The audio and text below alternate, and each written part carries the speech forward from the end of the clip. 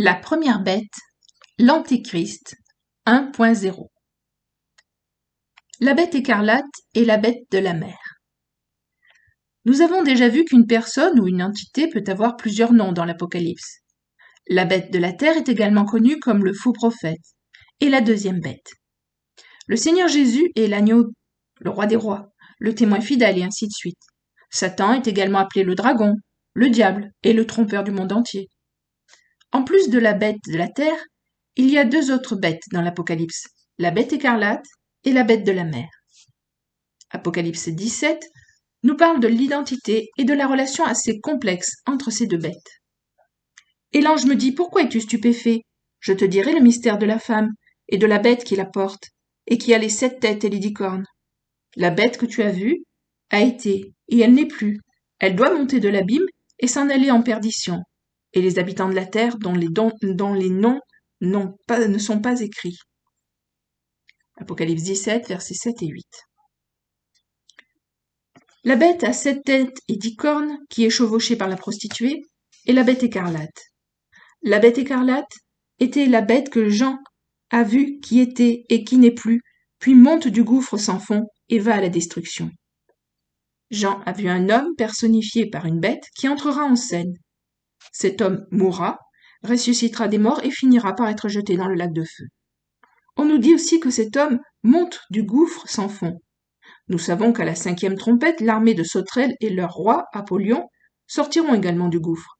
Nous savons également que la bête du gouffre sans fond, ou abîme, est celle qui fait la guerre aux 2 témoins, dans Apocalypse 11. Et quand ils auront accompli leur témoignage, la bête qui monte de l'abîme leur fera la guerre, et les vaincra et les tuera. Apocalypse 11, verset 7. Apocalypse 17 nous apporte davantage d'informations sur cette bête.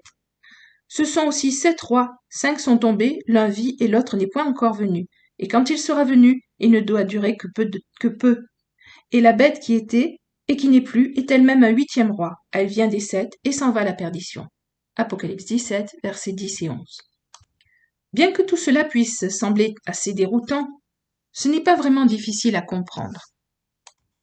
La bête qui était et n'est plus et est sur le point de sortir de la fosse sans fond et est aussi un 8e roi, mais il est aussi l'un des 7 rois. Ce passage nous dit que le 7e roi, la bête écarlate, la bête que la prostituée chevauche, ne sera sur les lieux que peu de temps, puis il mourra. Il reviendra à la vie en tant que 8e roi, également connu sous le nom de la bête de la mer. Il est également appelé la bête qui monte du gouffre sans fond ou de l'abîme. Apollyon, l'ange de l'abîme, est une entité qui montera également de l'abîme. Et il habitera le 7e roi à sa résurrection. La bête écarlate sera transformée de 7e roi en 8e roi, bête de la mer, bête qui monte de la fosse sans fond. Bien que nous entendions parler de la bête de la mer dans Apocalypse 13, avant d'entendre parler de la bête écarlate, le 7e roi dans Apocalypse 18, grâce au passage d'Apocalypse 17, nous découvrons réellement quelle bête vient en premier chronologiquement, de la bête de la mer ou de la bête écarlate. La première bête est la bête écarlate, la bête que chevauche la prostituée. Cette bête est le 7e roi qui ne restera que peu de temps. Nous savons que le 8e roi, l'Antéchrist, régnera pendant 42 mois. Nous pouvons donc en déduire que, quelque temps juste avant le milieu des 7 ans, le 7e roi mourra et sera ensuite transformé et ressuscité en tant que 8e roi. Ce 8e roi, avec Apollyon qui montera en lui, régnera pendant 42 mois. Et les 10 cornes que tu as vues sont 10 rois qui n'ont pas encore reçu l'empire, mais ils auront la puissance comme rois avec la bête pour 1 heure. Ils ont un même dessein, et ils donneront leur puissance et leur autorité à la bête. Apocalypse 17, versets 12 et 13. La bête de la mer ira à la destruction ou perdition. Il rejoindra le faux prophète dans le lac de feu lorsque le Christ reviendra. Le sans-loi dont parle l'apôtre Paul dans 2 Thessaloniciens est le 7e roi qui mourra puis ressuscitera et deviendra le 8e roi, l'Antéchrist. Le sans-loi, comme Paul l'appelle, ne sera pas identifié de manière positive avant le moment où il n'est plus et monte de l'abîme et se présente comme Dieu dans le temple reconstruit. Apollyon. La bête de la mer et le dragon ont une relation qui imite la relation entre Dieu le Père et le Fils. Le dragon donnera sa puissance, son trône et une grande autorité à la bête. Pourquoi Satan partagerait-il son pouvoir et son trône avec un homme? Pour répondre à cela, nous devons revenir à la Genèse, le premier livre de la Bible. Après que Dieu ait créé l'homme, il le plaça dans un jardin et il dit à l'homme qu'il était autorisé à manger n'importe quoi dans le jardin, à l'exception près, il ne devait pas manger de l'arbre de la connaissance du bien et du mal. Le jour où lui ou sa femme mangerait de cet arbre, il mourrait. Satan, sous la forme d'un serpent, tenta la femme à en manger, puis elle en donna une partie à son mari. Ils réalisèrent rapidement la terrible chose qu'ils avaient faite, et les effets continus de cet acte ont été décrits dans la triste et sordide histoire du monde. Après qu'Adam et sa femme aient mangé du fruit défendu dans le jardin d'Éden, le Seigneur leur expliqua en détail les conséquences réelles de leur action. Satan, déguisé en serpent, subira également les conséquences pour son rôle dans la chute de l'homme. Dans la toute première prophétie de la Bible, Dieu donne le plan du salut sous forme d'une semence.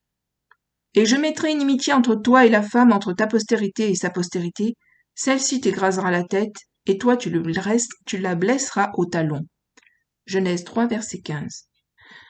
Dieu dit à Satan que sa progéniture ou sa semence et la progéniture de la femme ou la semence se retrouveraient un jour face à face, et que la progéniture de la femme meurtrirait la tête du serpent.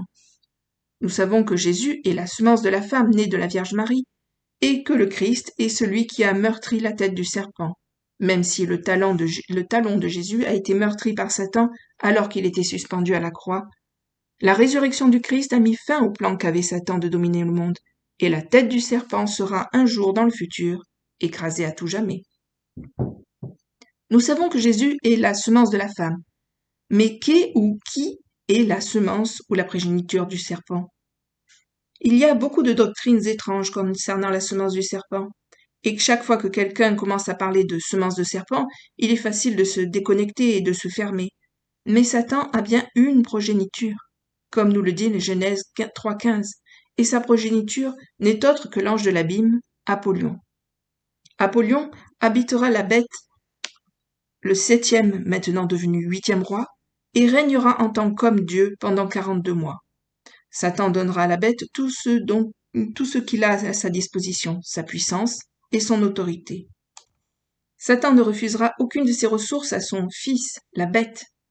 Ni Satan ni Apollyon, cependant, ne peuvent diriger un royaume terrestre, ce que sera le royaume de la bête. Un homme doit régner sur la terre. Ce sont les règles que Dieu a mises en place il y a des siècles. Satan connaît les règles, et il a son homme, la bête ressuscitée, qui sera également dynamisée par la semence du serpent, qui fournit le corps hôte pour Apollyon. 666. Le nombre 666 fait l'objet de nombreuses spéculations depuis de nombreuses années. Nous savons tous que 666 est le nombre qui identifie la bête et que 666 est le nombre d'un homme ainsi que le nombre de son nom. Et qu'est-ce que cela veut dire? Est-il possible de savoir qui pourrait être la bête? Peut-on calculer le nombre de son nom en déchiffrant la gématrie de son nom? Rappelez-vous que l'Apocalypse utilise les nombres de manière symbolique. Nous devons donc savoir ce que signifie le nombre de base 6. Depuis que l'homme a été créé le 6e jour, le nombre 6 est le plus souvent associé à l'homme. Parce que 6 est utilisé 3 fois dans le nombre 666, nous savons que la signification du nombre 6 sera amplifiée. Par conséquent, 666 signifie un homme magnifié ou un super-homme, un surhomme. L'homme de Satan apparaîtra comme un surhomme ou un homme-dieu. Lors du calcul du nombre du nom humain littéral de l'Antéchrist en gématrie, les lettres de son nom pourront peut-être également avoir une somme de 666, mais dans l'Apocalypse, la signification première du nombre 666 est un surhomme. Fin du chapitre. À bientôt. Merci. Au revoir.